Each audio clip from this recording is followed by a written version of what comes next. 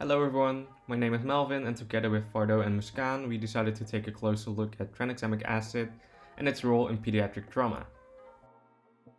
According to a report by the World Health Organization, trauma is a leading cause of death among children between the ages of 1 to 18. A significant contributor to these trauma-related deaths is hemorrhage. A study from Mordal suggests that better bleeding control could reduce the mortality of traumatic injuries by 10 to 20%. But how do we stop massive bleeding in children? That's where tranexamic acid comes into the picture. So tranexamic acid, also referred to as TXA, is an interesting medication that can potentially have a lot of benefit in a patient who's massively bleeding.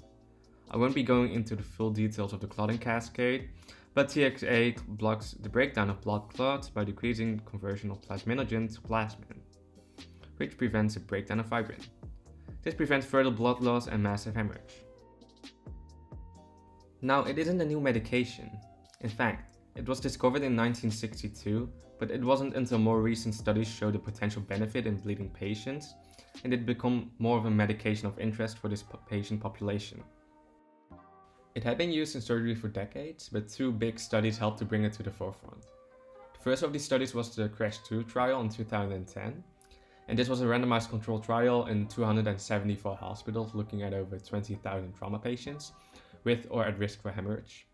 The other study that came about was one called MATTER study in 2012, and this was a retrospective review of data from military hospitals that looked at 896 patients who were receiving blood, and then also separately looked at patients who received massive transfusion protocol as well.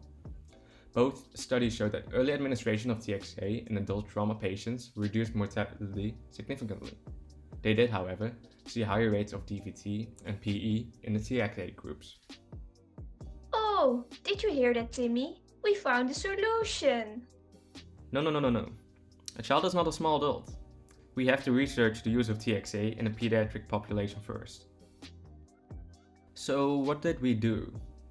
We performed a search in the databases of PubMed and clinical trials for eligible studies. We used the PICOS acronym to define the inclusion criteria for the studies.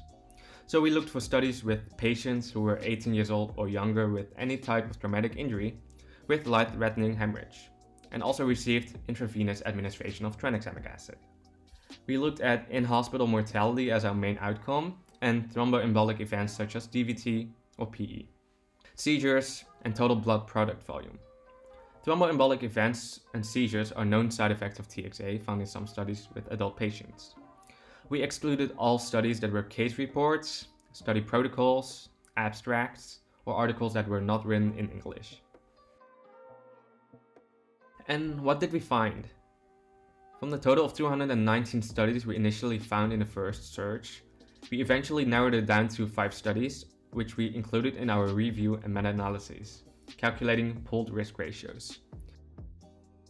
So for mortality, the forest plot did not show any significant difference between the TXA and the control group, with a pooled risk ratio of 1.69. For our secondary outcome, the outcome of thromboembolic events, with a pooled risk ratio of 0.76, and seizures, with a pooled risk ratio of 1.89, did not show a significant difference between the TXA and the control group. The outcome total blood product volume, which we analyzed by narrative synthesis, tends towards a non-significant result. However, a randomized controlled trial is needed for a more reliable conclusion. So what do we do with this information? To our knowledge, this is the first systematic review and meta-analysis on this topic. Even though a review from 2014 already compared the similarities between the hematologic response to trauma in adults and children, at this moment only 5 studies investigated this topic specifically. The need for a large randomized controlled trial is emphasized by a systematic review protocol for TXA in trauma patients written in 2016. During our review, we also encountered several limitations such as high heterogeneity between the studies, especially because of different dosing and timing of TXA administration, small sample sizes, and confounding by indication due to the observational design of most of our studies. However, our review and the only randomized controlled trial we included show that more well-designed research on this topic is ethically acceptable and viable. So the conclusions we can draw from this review are that TXA does not reduce mortality in pediatric trauma with life-threatening hemorrhage. The use of TXA, however, seems safe without complications such as thromboembolic events or seizures. Oh well, you're right. The little evidence in the pediatric trauma population for the use of TXA is not that convincing.